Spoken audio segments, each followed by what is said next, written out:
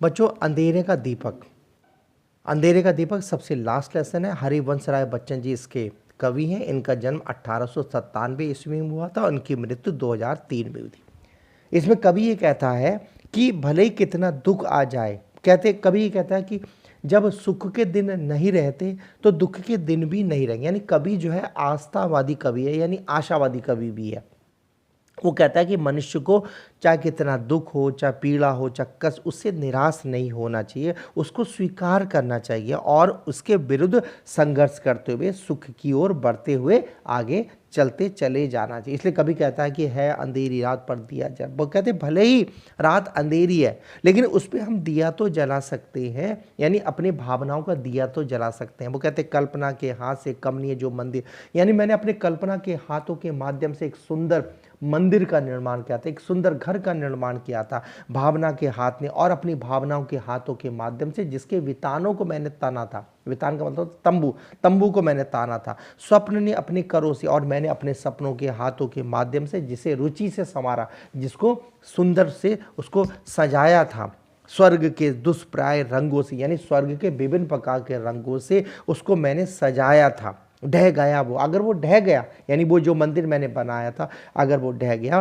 तो ईंट पत्थर कंकड़ जुटाकर एक शांति सी कुटिया को बनाना कब मना है अंधेरी रात पर दिया जलाना कब मना है। बादलों के असरू से धोया गया नव नील, नव नील यानी जो आकाश जो नीला है, और नीलम का मतलब होता है, नीलम यानी एक रत्न को कहते हैं बच्चों। तो वो कह रहे हैं कि जिसको वो उस अगर उस जो ये आकाश है, नीला आकाश है, उसको भी वो जब रोता वो उसमें भी वो बादलों के अश्रु से उसको धोया गया।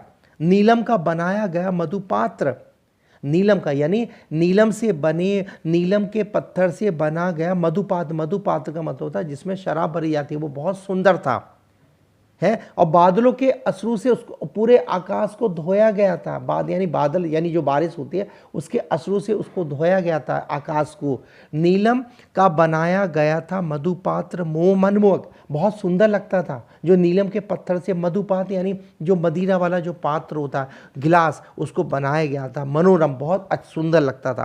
प्रथम उषा की किरण की लाली लालिमासी लाल, और उसके अंदर जब सूरज की पहली किरणें जब उस गिलास पे यानी उस पे पड़ती थी लाल में, तो वो बहुत चमकती थी उसी में चमकाती नभ घनों में चंचला सम। चंचला सम का मतलब यह है कि जो आकाश की जो बिजलियां हैं उसमें जो चमकती थी वह अगर टूट गया, मिलाकर हाथ दोनों के, अगर वो टूट गया यानी वो गिलास जो टूट गया, मदिरा वाला जो गिलास है जिसमें शराब भरी जाती है, अगर वो टूट गया तो क्या, मिलाकर हाथ दोनों की हथेली एक निर्मल स्रोत से तृष्णा बुझाना कब होना।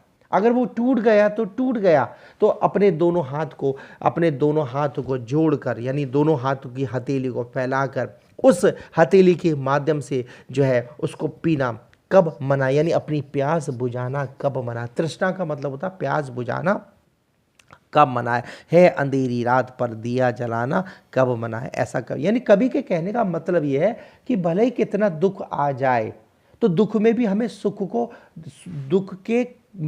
सुख को ढूंढने की कोशिश करनी चाहिए, क्योंकि जैसे सुख नहीं रहता, बार बार नहीं रहता, उसी प्रकार दुख भी नहीं रहेगा। तो ये कभी कहना चाहता है कि वो एक शराब के माध्यम से वो इस चीज़ को बताना चाहता है। क्या घड़ी थी एक भी चिंता नहीं थी, पास आई काली माँ तो दूर छाया भी पलक पर नहीं थी। कभी कहते हैं वो जो एक पल था जरा सी भी चिंता नहीं थी।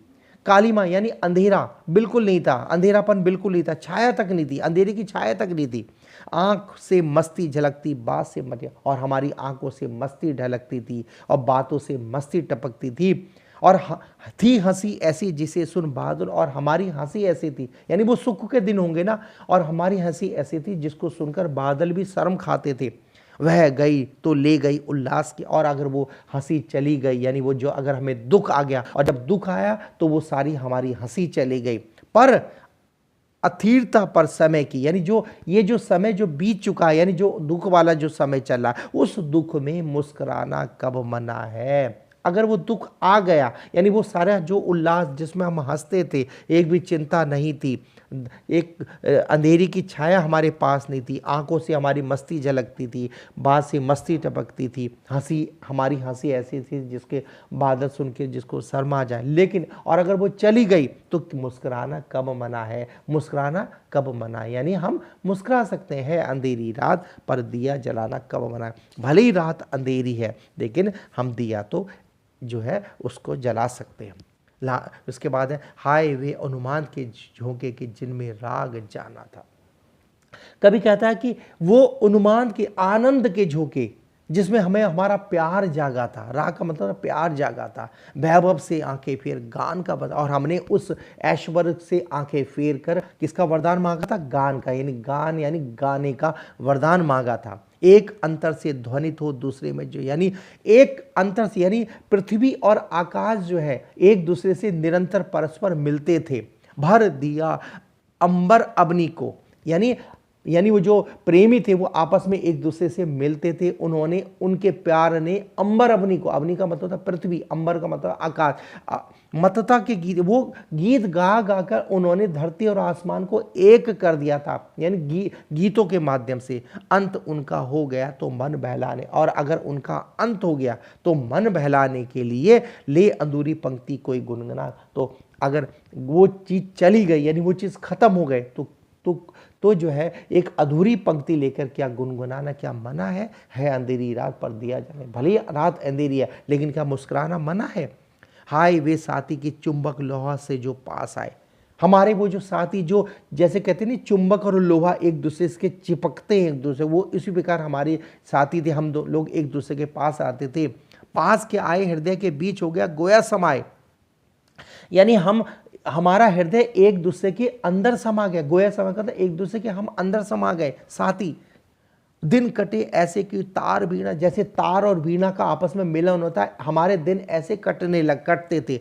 एक मीण और प्यारा जिंदगी, और हमारा जो मीण यानी मित्र और प्यारा था, बहुत प्यारा था, जिसके साथ हम जिंदगी के हमने गीत गाए थे, वे गए तो सोच कर लौटने वाले, और अगर वो चले गए और हम ये सोच के बैठे कि वो लौट कर नहीं आएंगे तो खोज मन का मीत कोई लौ जा, और इसलिए अपने मन का कोई मीत यानी मित्र खोज कर उसकी एक लौ जलाना, यानी दिए की एक लौ जलाना कब मना है अंधेरी रात पर दिया जलाना। भले ही रात अंधेरी है लेकिन फिर भी हम दिया जला सकते हैं, अपने जीवन को खुशहाल बना सकते हैं। और लास्ट पैरा है, क्या हवाएं तीखी उजड़ा प्यार का वह आशियाना, वो जो हवाएं थी उसके कारण हमारा पूरा प्यार का आशियाना उजड़ गया। कुछ ना आया काम तेरा शोर करना गुल मचाना, कुछ भी काम नहीं आया, हमने भले कितना शोर किया लेकिन कुछ भी काम नहीं आया। माना कि उन शक्तियों के साथ चलता जोर किसका, ये हम मानते हैं कि उन शक्तियां यानी ईश्वर के आगे किसी का भी जोर नहीं चल सकता, किंतु ए निर्माण के प्रति, अरे तू तो निर्माण का प्रतिनिधि है, निर्माण का मतलब बनाने वाला, तू तो बनाने वाले का प्रतिनिधि है, तुझे होगा बताना, तुझे ये बताना होगा, क्या बताना होगा, जो बसे हैं वो उजड़ते हैं, यह स्वाभाविक है, जो बसेगा वो उजड़ेगा, ये प्रकृति का, यानी इसका मतलब यह है कि जिसने जन्म लिया है उसकी मृत्यु अवश्य है, ये कहना चाह रहा है, जो बसे हैं वो उजड़ते हैं प्रकृति के जड़ के नियम से, ये प्रकृति का नियम है।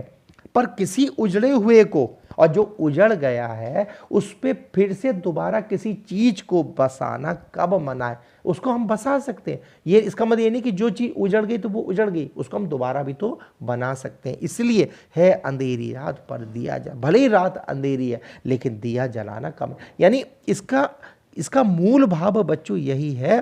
कभी ये कहना चाहता है कि भले ही रात अंधेरी है, भले ही सुख हमारे पास नहीं है, दुख हमें नजर आ रहा है, कहने का मतलब यह है, लेकिन फिर भी उस दुख में भी हम अपने आप को सुखी बना सकते हैं। हमें अपने आप को सुख के माध्यम को भी हमें ढूंढना पड़ेगा और हमें अपने आप को सुखी बना